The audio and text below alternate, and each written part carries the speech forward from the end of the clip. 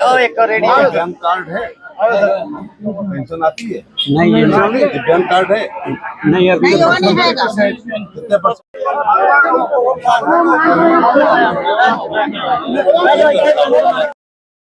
2019 ਚ ਵੀ ਨਹੀਂ ਜਦੋਂ ਆਏ ਹੜ ਉਦੋਂ ਵੀ ਨਹੀਂ ਇਹਨਾਂ ਨੂੰ ਕੁਝ ਮਿਲਿਆ।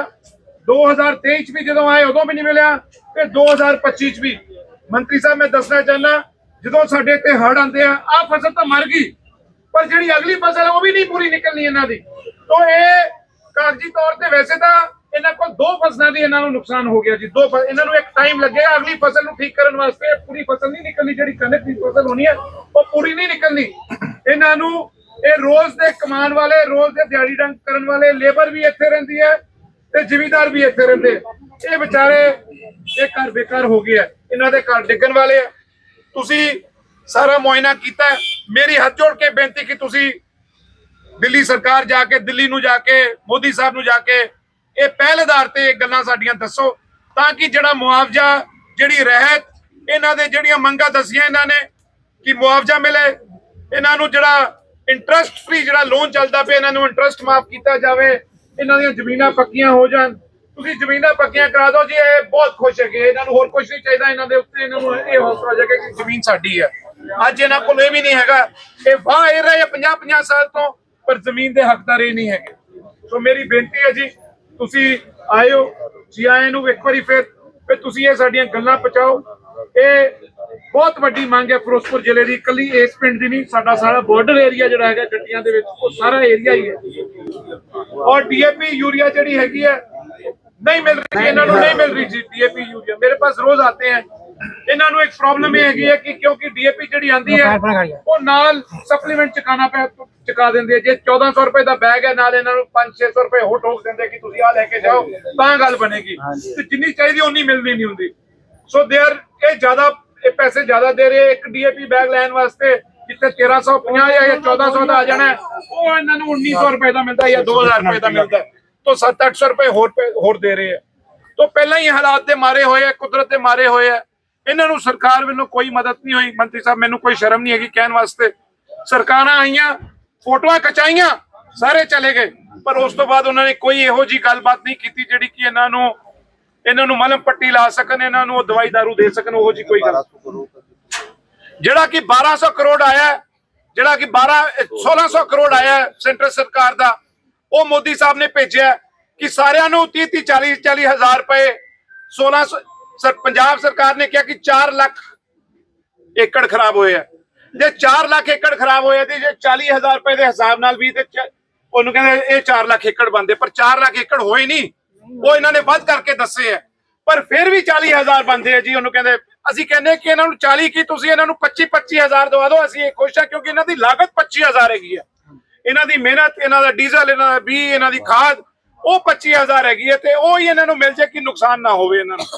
ਸੋ ਮੇਰੀ ਬੇਨਤੀ ਹੈ ਤੁਸੀਂ ਪਹਿਲਾਂ ਹੀ ਸਰਕਾਰ ਨੇ ਪੈਸਾ ਬਹੁਤ ਭੇਜਿਆ ਹੋਇਆ, ਤੁਸੀਂ ਇਹ ਲਾਗੂ ਕਰਾਓ ਕਿ ਇਹਨਾਂ ਦੇ ਖਾਤਿਆਂ ਦੇ ਵਿੱਚ ਸਿੱਧੇ ਪੈਸੇ ਇਹਨਾਂ ਦੇ ਖਾਤਿਆਂ 'ਚ ਪਹੁੰਚ ਜਾਣ, ਨਾ ਮੇਰੇ ਕੋਲ ਆਣ ਨਾ ਕਿਸੇ ਕੋਲ ਜਾਣ। ਜਿਨ੍ਹਾਂ ਦੀ ਜ਼ਮੀਨ ਇਹ ਪਟਵਾਰੀਆਂ ਤੋਂ, ਤਹਿਸੀਲਦਾਰਾਂ ਤੋਂ ਮੁਆਇਨਾ ਕੀਤਾ ਜਾਵੇ, ਉਹਨਾਂ ਦੀ ਰਿਪੋਰਟ ਲਈ ਜਾਏ।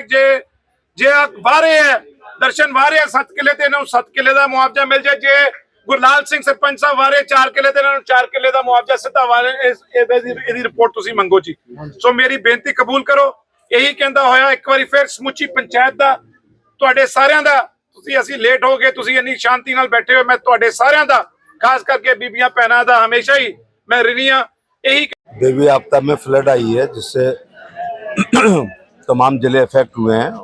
तो पिछली बार में मोगा आया था, वहाँ पर लगभग 6,000 एकड़ भूमि टोटल 100% नुकसान था। आज फिरोजपुर में माननीय प्रधानमंत्री ने भारत सरकार के मंत्रियों को ये कहा है कि सभी मंत्री अफेक्टेड इलाके में जाएंगे, जनता से बात करेंगे, खेत पे जाएंगे, फसल को देखेंगे और परमानेंट सोल्यूशन क्या है उसको करके आएंगे। और राज्य सरकार को जो 1200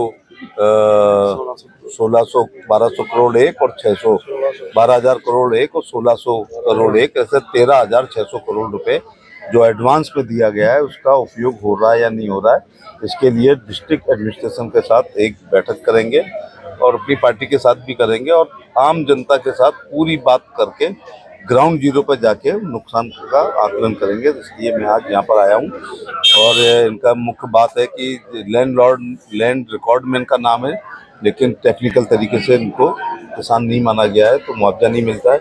दूसरा, पशुओं के पैरों में घाव हैं, खुरपका हो गया है।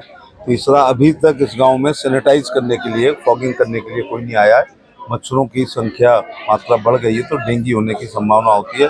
चौथा, 3-4 महीने पानी होने के कारण स्कूल बच्चे नहीं जा पाते हैं। तो मांग तो उनकी है कि कर्जा माफ़ किया जाए, ब्याज माफ़ किया जाए, स्कूल की फीस माफ़ की जाए, जो मकान जमींदोज हो गए हैं या क्रैक्स आ गई हैं उनको प्रधानमंत्री ग्रामीण आवास में बनाई जाए।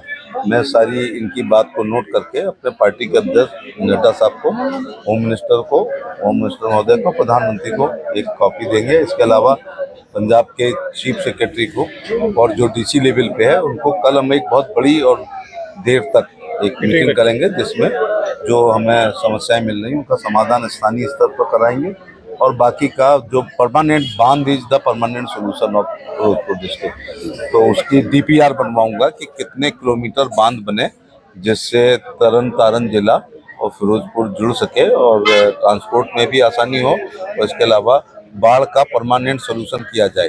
जैसे मोगा में 7.5 किलोमीटर होना है तो 49 करोड़ का है। अगर 49 करोड़ का बांध बन जाएगा तो आने वाले 100 साल तक मुआवजा नहीं देने पड़ेगा। इसी प्रकार से ये जो सतलज पे पुल है उस पे 20 उसके दरवाजे हैं, 20 पिलर्स की। अगर वहाँ पर डिसिल्टिंग हो जाए, सिलट निकल जाए और ड्रेनिंग वो हो जाए, अपना गहराई हो जाए और भी 3 लाख क्यूबिक अगर पानी निकलता है तो 4.5 लाख तक हो तो पानी निकल जाएगा, फिर वो स्प्रेड नहीं होगा दोनों तरफ। इसके लिए हम लोग भारत सरकार के जल शक्ति मंत्री से बात करेंगे। सर, यहाँ पर कई लोगों की कच्ची जमीनें हैं दरिया में, उसके लिए भी कोई जी, कल ये एक पॉलिसी मैटर है, कल बात करेंगे। और आज मैंने यहाँ पर ऐसे 15 लोग चिन्हित किए हैं जो माननीय प्रधानमंत्री जी ने आयुष्मान कार्ड में भी एक रिलैक्सेशन देते हुए, इस देश में कोई भी व्यक्ति हो, चाहे वो टाटा बिरला, डालमिया, अडानी, अंबानी हो, ये 70 साल के हो गए हैं तो उनका आयुष्मान कार्ड 5 लाख प्रति व्यक्ति बन सकता है। यहाँ 15 लोग ऐसे निकले हैं,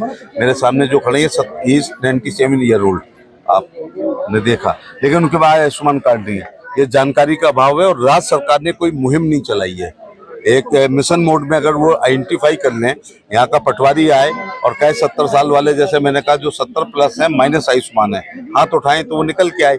इनको सुबह सोडी जी के घर पे बुलाएंगे और वहीं पर खाली हाथ आएंगे और आयुष्मान कार्ड लेके जाएंगे।